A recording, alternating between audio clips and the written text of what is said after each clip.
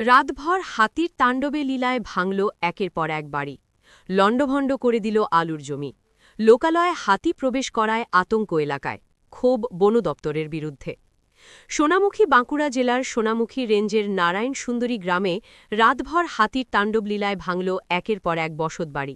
ব্যাপক তাণ্ডবলীলা চালায় আলুর জমির ওপর। স্থানীয় সূত্রে খবর, গত বেশ কয়েকদিন ধরেই সোনামুখীর জঙ্গলে বেশ কয়েকটি হাতি রয়েছে। গতকাল আনুমানিক রাতে ১টা নাগাদ ৩টি হাতির একটি দল জঙ্গল ছেড়ে খাবারের সন্ধানে লোকালয়ে চলে আসে। ঢুকে পড়ে নারায়ণ সুন্দরী গ্রামে।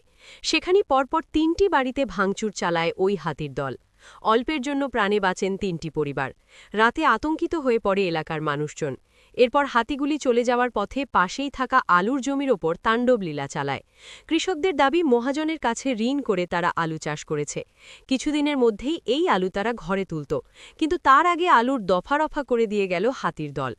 এখন তারা মহাজনের ঋণ কিভাবে শোধ করবেন, কিভাবে সংসার চালাবেন, কিভাবে আগামী চাষ করবেন, এই ভেবেই রাতের ঘুম উড়েছে এলাকার কৃষকদের। অন্যদিকে বাড়িঘর ভেঙে দেওয়ায় চিন্তিত ওই ৩টি পরিবার। এলাকার মানুষের ক্ষোভ, বন দপ্তর হাতি নিয়ন্ত্রণ করতে ব্যর্থ হচ্ছে। তারা প্রশ্ন তুলছে, জঙ্গল থেকে কেন লোকালয়ে হাতি চলে আসবে। স্বাভাবিকভাবে এই ক্ষয়ক্ষতির জন্য বন দপ্তরের ওপরই ক্ষোভ উগরে দিচ্ছে এলাকার স্থানীয় বাসিন্দারা। সমগ্র বিষয় নিয়ে বন দপ্তরের সাথে যোগাযোগ করলে মুখে কুলু পেটেছে বন আধিকারিকরা। হাতি একটা সময় এসছে, এসে এই চালাটি ভেঙে দিয়েছে। আর ধান ছিল, খাবার খেতে পারেনি। তারপরে তোমার কতক্ষণ পরে এখানে দাঁড়িয়ে ছিল, দিয়ে ওইদিকে চলে গেল। দিয়ে আবার অন্য লোকের ভেঙেছে, আমাদের চালাটি খালি ভেঙেছে। কতটা আতঙ্ক হাতি? আমার 2 বিঘা থেকে 2.5 বিঘা ক্ষতি করেছে। যে যে ক্ষতি করব, আমি বয়স্ক মানুষ, এসেও আমি আসতে পারি নাই।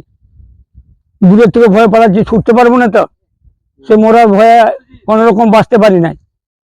আমাদের যে আলুর ক্ষতিপূরণ পরিমাণের দাম আমরা যেসে পাই, সরকারকে বলা হচ্ছে যে আপনারা যে কোনো উপায়ে তাড়িয়ে নিয়ে যাও।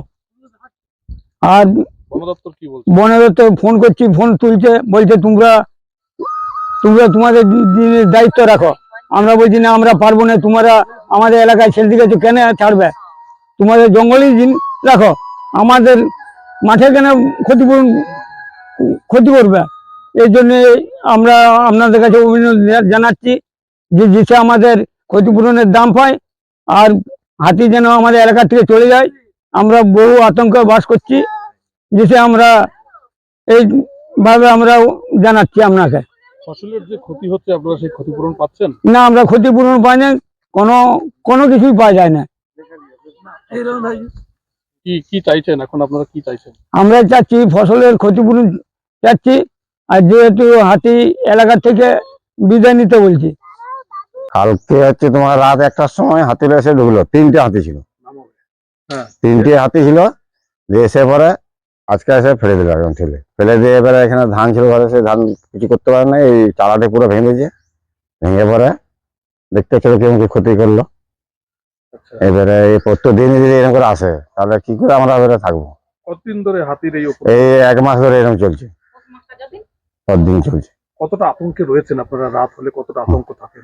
রাত হলে আমাদের কোনো ঘুম নাই, আমরা শুধু জেগে বসে থাকি, মানে ঘরের ভিতরে জেগে চুপচাপ বসে থাকি। আর কুকুর আছে, কুকুররা ভেকালে বুঝতে পারি। বন দপ্তরের কি ভূমিকা রয়েছে? ভূমিকা বলতে, ওরা তো কোনো কিছু টেপ নিচ্ছে না, কোনো কেউ আসছে না, কোনো টেপ নিচ্ছে না। তাহলে কি করে কি করবো আমরা? বেদিও তেল হুল্লা টুল্লা চাইছি, কোনো কিছু দিচ্ছে না।